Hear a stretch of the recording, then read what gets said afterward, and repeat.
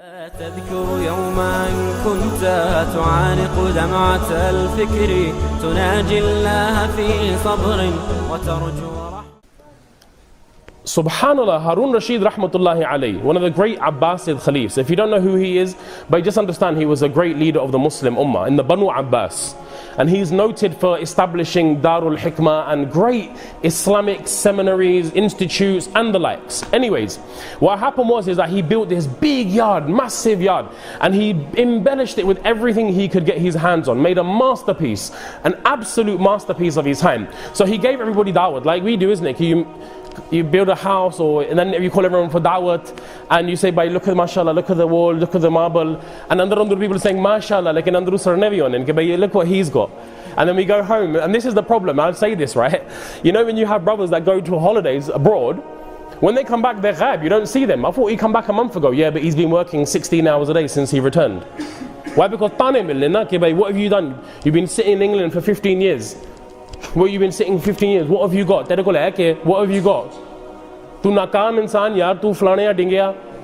That's what happens. So the same mindset 1400 years ago, 3000 years ago, has always been the same. But the Prophet ﷺ, he mentioned, لِكُلِّ أُمَّةٍ فِتْنَةٍ وَفِتْنَةُ أُمَّتِي الْمَالِ. Wealth will be a distraction, and it will be a fitna for my ummah. Anyway, Abdul rahmatullah alayhi, what's he saying? He got called to this banquet. And look at the Thailand, look at the pump, and so they're looking at it, and everyone's giving their ta'arif. But then what did he say? He said, عِشْ مَا بَدَى لَكَ سَالِمًا فِي ظِلِّ شَاهِكَةِ الْقُصُورِ. But he said it in Arabic poetry because he is a poet. Spit bars, right? You know what spitting bars is, right? So he spat bars in Arabic. He goes, عِشْ مَا بَدَى لَكَ سَالِمًا فِي ظِلِّ شَاهِكَةِ الْقُصُورِ يُسْعَى إِلَيْكَ مَا اشْتَهَيْتَ لَدَى الرَّوَاحِيَ وَالْبَكُورِ. So he said these first two jumlas, which translated means, by live in these big, tall, lofty buildings, providing this great, great saya and this great shadow for you.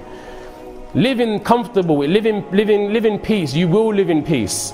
Anytime you need something, everything, yus'a ilayka mashtahid, anything you desire, anything you want, at your beck and call will be bought for you. When you come, when you go, morning, noon and night, anything that your need will be met. And now he's, as they say, gassed. You know, gassed, right? He was gassed. So then what happened was, he turned around and goes, فَإِذَا النُّفُوسُ تَقَعْقَعَتْ فِي ضِيقِ حَشْرَجَةِ الصُّدُورِ فَهُنَاكَ تَعْلَمُ مُوقِنًا ما كنت إلا في غروري. Oi, hoi, hoi. When he said this, when he was so gassed and he was happy, he goes, and then, now he wants to hear more. He said, but then a time will have to come and pass. A time will happen, it will come to you. You can live in a 1500 canal place. You can live in a 1200 marala place. You can live in a 10-acre plot, a ranch, a palace, a kingdom. You can live in the skies, on the ground, on another planet. Wallahi, death will come to you exactly the same way as it came from the first person to the last. You can't escape it, my brother. You can't escape it, my sister.